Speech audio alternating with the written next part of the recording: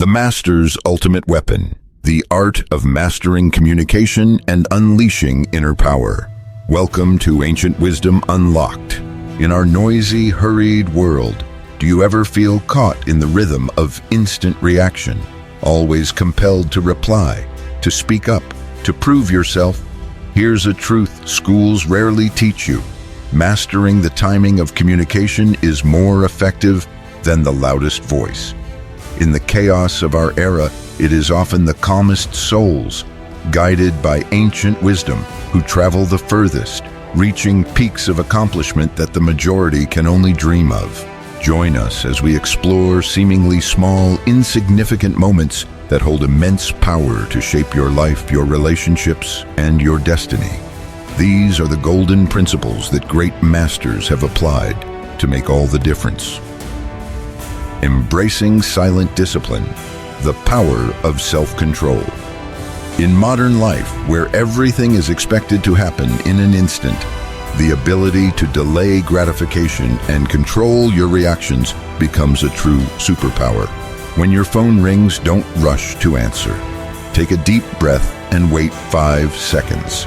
That brief pause isn't rude. It's a conscious act. You're reclaiming control. In a world constantly demanding your attention, calmness is the ultimate power. It signals to the other party that you master your time and space, rather than being a slave to ringing bells. Always arrive 15 minutes early for every appointment. This isn't just common courtesy, it's a powerful statement. This world doesn't automatically grant opportunities. It pursues those who are ready, even before they are needed. Preparation isn't just a strategic advantage, it's a sign of an enlightened mind, someone who is always a step ahead, always mastering circumstances instead of being led by them. When anger flares, don't react immediately. Raw emotion is like a sudden fire, easily incinerating everything in its path.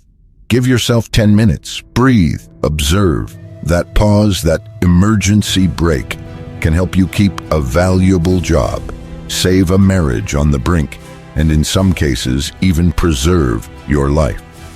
Regret, after all, is often the inseparable shadow of impulsivity. Words spoken in anger are like arrows already shot. They cannot be unsaid. Received a text from your boss?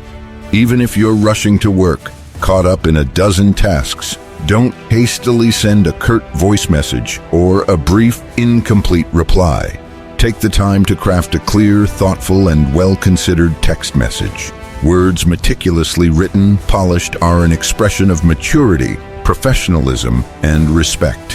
Hasty, thoughtless words, even for a few seconds, are often misunderstood, undervalued, and can diminish your credibility.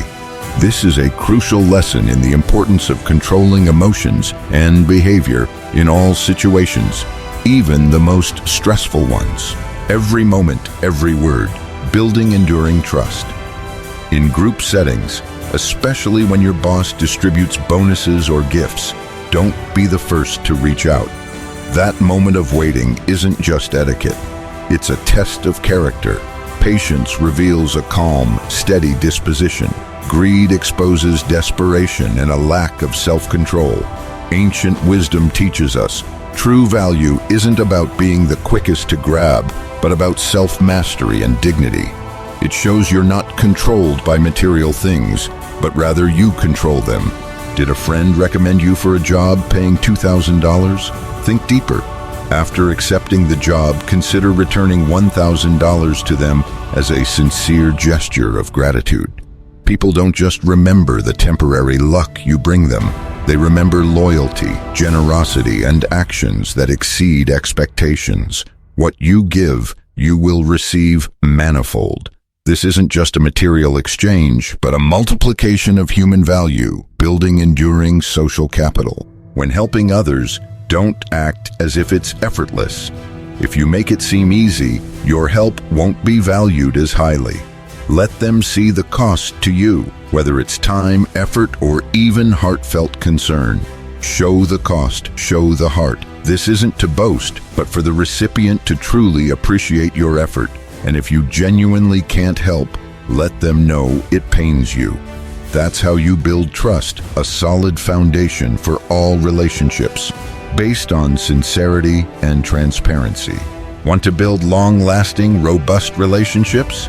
Skip the extravagant $200 dinner that might just be a superficial display. Instead, offer 5 simple meals prepared and shared sincerely, consistently over time.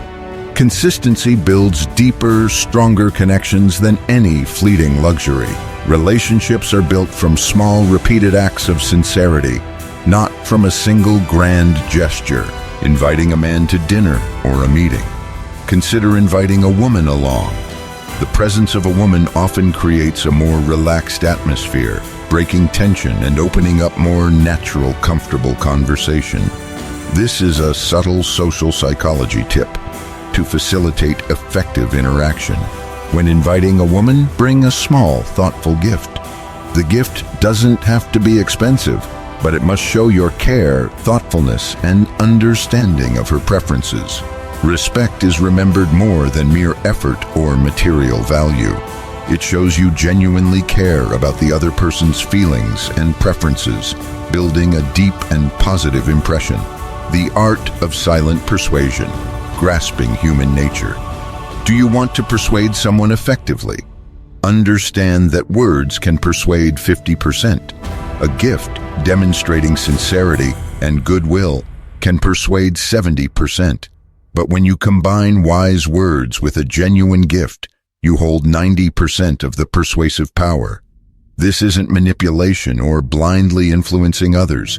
It's about understanding the true nature of human beings, the delicate balance between reason and emotion, between material needs and the desire for appreciation and respect.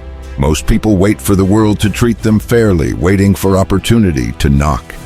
But the wise, the true masters, are proactive. They master their timing, their presence, and their silent influence.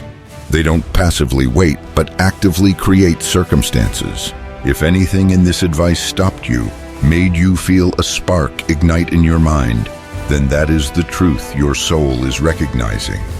It's the whisper of ancient wisdom awakening the potential within you. Time is gold. Don't sell your life too cheaply.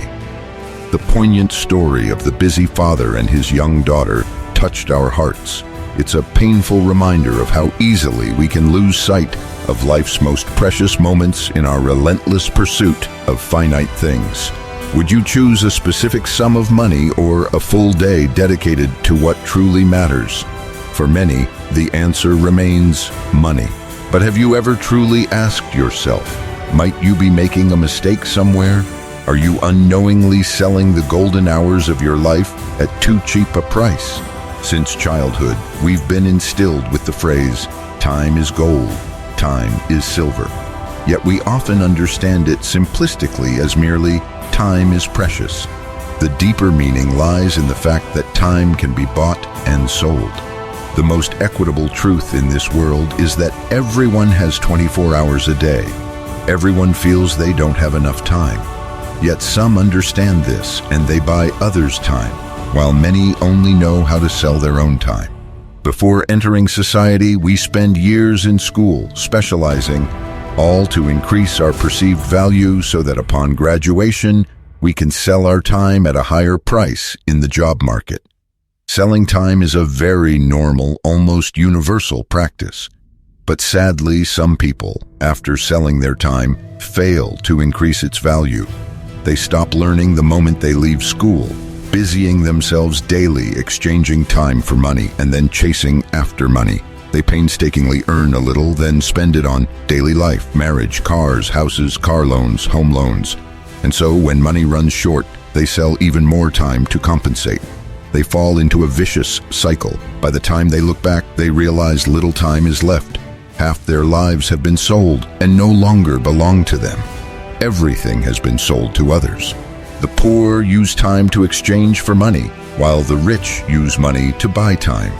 This is the core difference, breaking the cycle of time, maximizing its value. So how do we break this vicious cycle?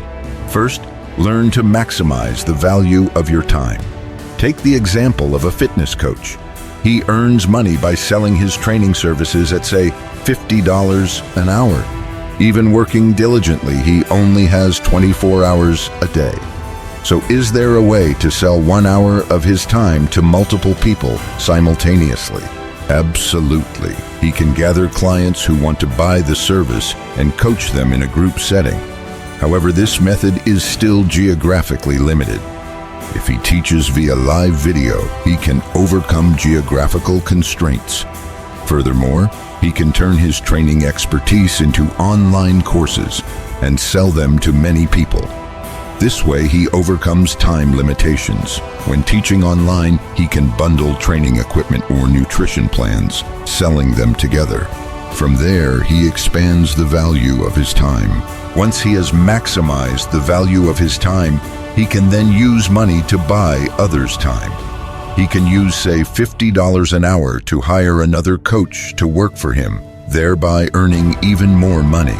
By continuously buying others' time to work for him, and by mastering the concept of time compounding, you will understand that assets are just numbers, but time is the most valuable thing.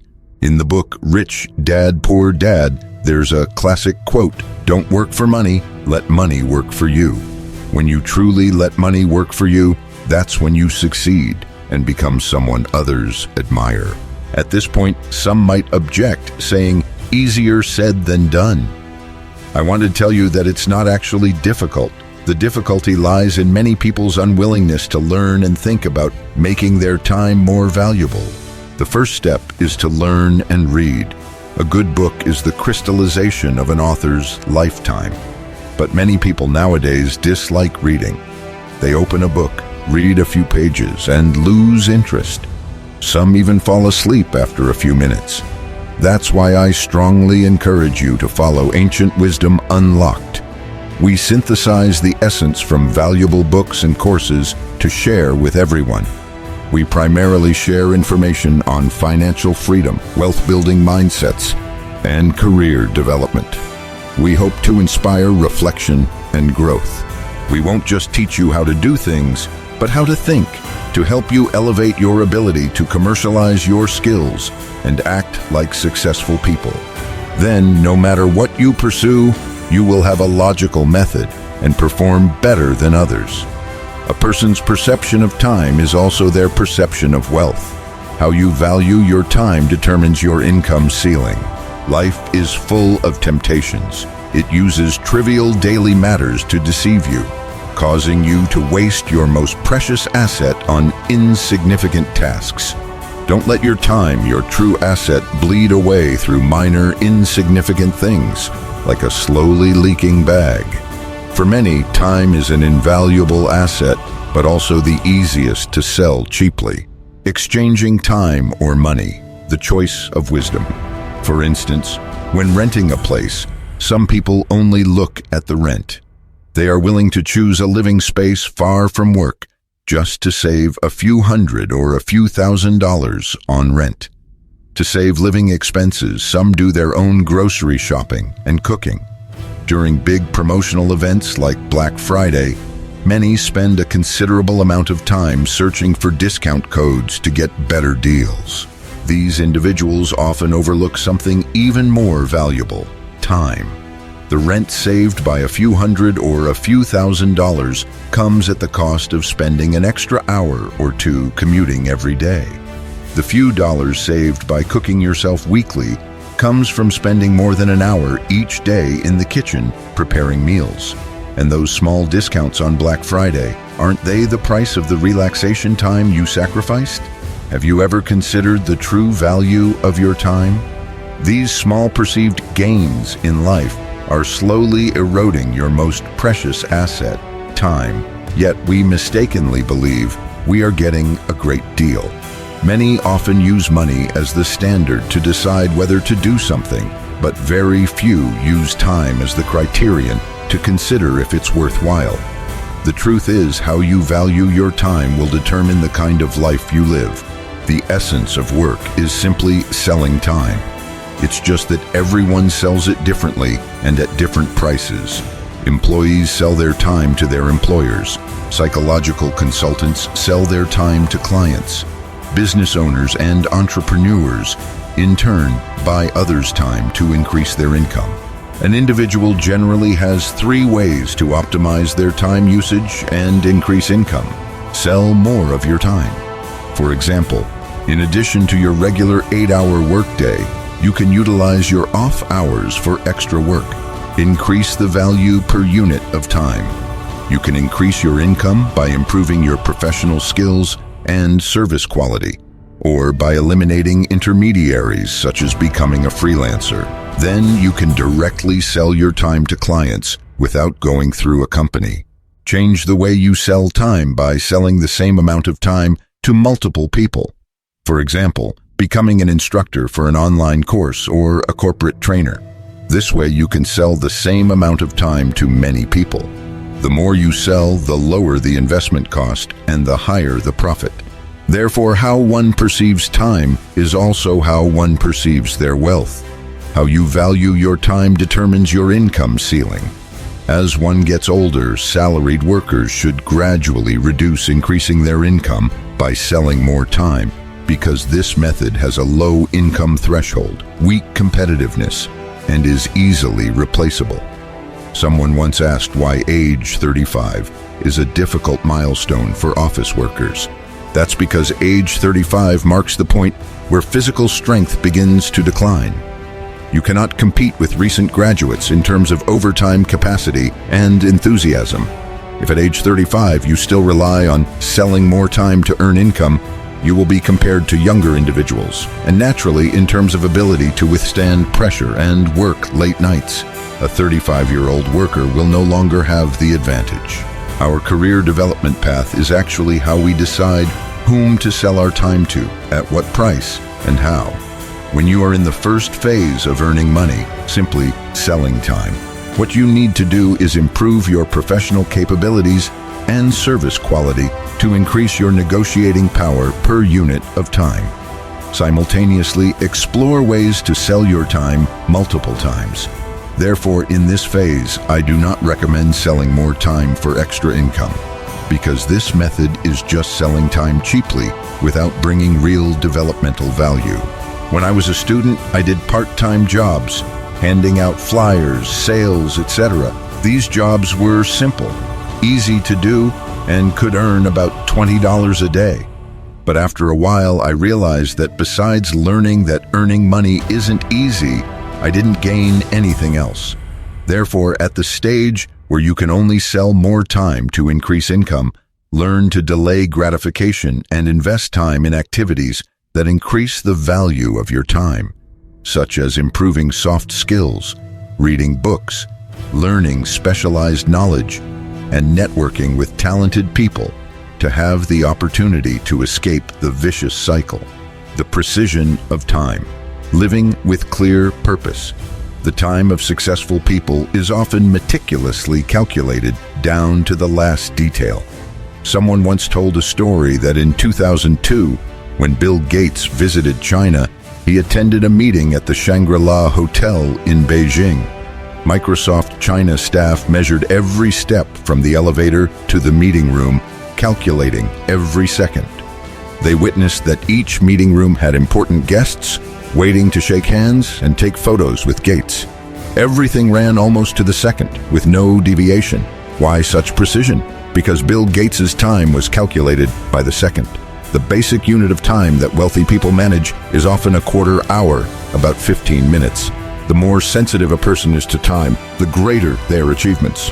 I once heard a joke that if Warren Buffett saw a $5 bill on the street, should he bend down to pick it up?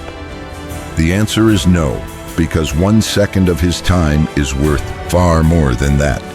At the Berkshire Hathaway shareholders meeting in 2010, Buffett famously said that Geico pays us $15 a second. The ticking of the clock suddenly sounded sweet. Why are so many people willing to pay a huge sum to have dinner with Buffett? Have you ever thought about what's truly expensive there? Is it the luxurious meal at the restaurant or the media attention? In reality, the valuable thing there is Buffett's time. Many successful people are incredibly meticulous and stingy in their use of time. These individuals know how to protect their time, and they detest time-wasting activities. Mark Zuckerberg, the founder of Facebook, is no exception. To save time, he chooses to wear the same type of clothing every day. Zuckerberg once told the media, "I want my life to be as simple as possible. I don't want to waste time on unnecessary choices." The more successful people become, the more they value every minute, every second. The essence of calculating time by the quarter hour is to maximize time utilization efficiency. Therefore, what we need to do are two things. First, protect and preserve our time. And second, strive to maximize the efficiency of time utilization to unleash its greatest value. If something can be solved with money, don't waste time on it. Many people often use money as a criterion to decide whether to do something. For example, choose a high-paying job that requires overtime, or a lower-paying job with no overtime. Will you choose to cook yourself, which takes time but saves money, or order fast food to save time but spend more money? Live far away with low rent or live closer with higher rent? How we evaluate a problem leads to different choices. If you consider money as the standard, you'll choose the first option. But if you consider time as the standard, you'll clearly choose the second option. The difference here is that those who choose the first option are using time to exchange for money, while those who choose the second option are using money to buy time. I rarely buy ingredients and cook myself. From washing dishes to cooking and washing up, it can take 2 to 3 hours, but eating only takes about 10 minutes. Therefore, for me, cooking is a very low efficiency task. In those 2 to 3 hours, I could do many other things, from reading books and writing to self-evaluation. But cooking takes up time that I could use to develop myself. So I prefer to order takeout. For just a few dollars, I can save at least 2 hours, which is very much worth it, isn't it? Of course, I don't encourage you to always eat out or use fast food, but cultivate a mindset of valuing time, and if necessary, use money to buy it. In this era, the best thing is that if you're willing to pay, there will always be someone ready to help you save time.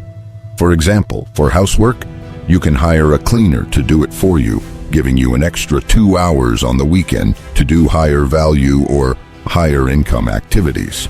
Therefore, try to change your thinking from using money as the standard to using time as the standard. Consider how much time a task will take, and if you spent that time doing something else, would it yield a higher return? Even if a task doesn't generate much income per hour, could it bring greater potential returns in the future? In life, if something can be solved with money, try not to use time to solve it.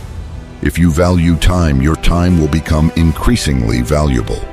Conversely, if you undervalue time, your time will only become increasingly cheap.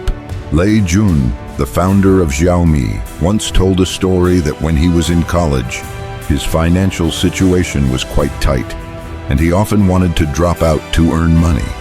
But he thought that if he did that, he wouldn't be able to achieve a world-class academic level, so he patiently completed his studies.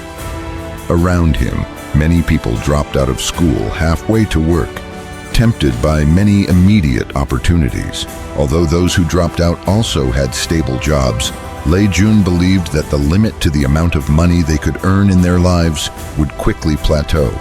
He, on the other hand, by knowing how to refuse the quick conversion of time into money, achieved greater success and development. Time is sometimes like a buried treasure chest. If you hastily dig it up, you'll only find a few loose coins. But if you know how to cultivate it, waiting for the right moment, it will bring you immense value. This process reflects two different mindsets. One is fear of risk, and the other is knowing how to wait. These two mindsets determine one's strategy for profiting from time. Risk-averse people often choose to convert time into short-term money, such as earning temporary income. Those who know how to wait will continue to dedicate time to more important things. Even if they don't yield immediate profit, they can bring valuable rewards later. However, it's very difficult to achieve long-term goals using only short-term methods. Therefore, those who fear risk and are easily satisfied find it harder to persevere with distant goals. Time sinkholes. Reclaiming your precious hours. Time sinkholes are things that constantly suck away your precious time.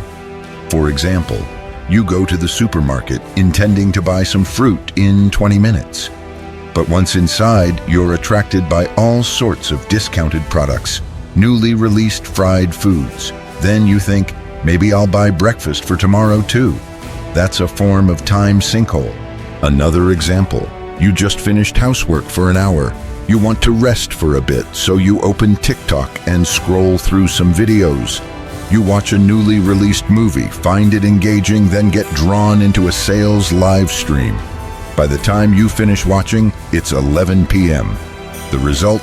You worked for 1 hour, but rested for 2. Social media time sinkholes are particularly common. One more example. In the morning, you just sit down at your desk, brew a cup of coffee, open your computer, and you're ready to start the workday. But you think, I should open Zello to see if anyone messaged me. A friend just sent you an article. It's a review of the latest movie. After reading it, you see user comments at the bottom, so you start searching for information about the female lead. After that, you see spoilers from other users, and you keep getting drawn in. By the time you remember your work, it's already noon. Initially, you had a simple and specific goal, like going to the supermarket, checking TikTok, or finding information. But in the end, you wasted a large amount of time. Why? It turns out time sinkholes appear because your subconscious only likes to do simple things. Scrolling through friends' updates online is easier than writing a report, so your brain will lean towards these activities. In this process, time is wasted and efficiency decreases. Our time gets swept away because we abandon our proactive control over it. There's no superfluous moment in life. Every period of time has its own meaning. Proactive time differs from passive time in that we have expectations before doing something and aim to achieve those results. This is using time proactively. Conversely, passive time is when you are controlled by time and work unpredictably, and time sinkholes are a collection of passive time. So, to deal with time sinkholes, we need to clearly understand our time. Keeping a time log is an effective way to see where time is being consumed and avoid falling into those sinkholes. Here's how to keep a time log. Every hour, record the tasks you plan to do in the next hour. After an hour, record the results achieved. Maintain this log throughout the entire day. The benefits of keeping a time log are: helps you appreciate time more, analyzes the investment and benefits gained from your time, helps you find your most effective working hours for specific tasks. To progress and work efficiently, you don't just need to work hard. You also need to see far ahead, recognize the flow of time, and record your time usage. This is a stepping stone to building an effective method for handling daily tasks. It will make your life more efficient and orderly. When your work is surrounded by trivial tasks, try applying 4 golden rules for work. Put all tasks into a work column, regardless of who assigned them or when. Discard unnecessary tasks and categorize tasks that need to be handled on a specific day or delegate them to others. Write tasks with specific dates on your calendar, immediately delegate tasks that require others' work, and set reminders. Do the most important tasks during your most effective work hours. Remaining tasks also need to be arranged logically. Time is a universal currency. Capability, achievements, and wealth can all be exchanged for time. But time is limited and can only be exchanged once. Once used, it cannot be regained. Therefore, everyone should carefully consider how to sell their most precious time. Time is your most valuable asset. Most people work very hard to achieve results, but only a few can advance quickly because they know how to distinguish between genuine busyness and fake busyness, and how to effectively achieve goals. What have you learned about managing your time today? And which principle will you apply first in your life? Share your plan in the comments below. After watching this video, I wish that you and I will become masters of our time.